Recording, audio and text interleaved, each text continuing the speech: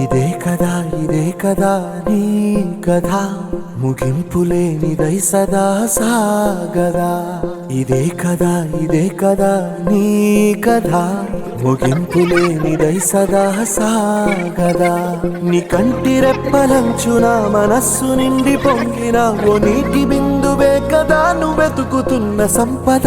ఒక్కొక్క జ్ఞాపకానికి 100 ఏళ్ల ఆయువుందిగా, ఇంకెన్ని ముందు వేచనో అవన్నీ వెతుకుతూ పదా. మనుష్యులందు నీ కథ మహర్షిలాగా సాగదా.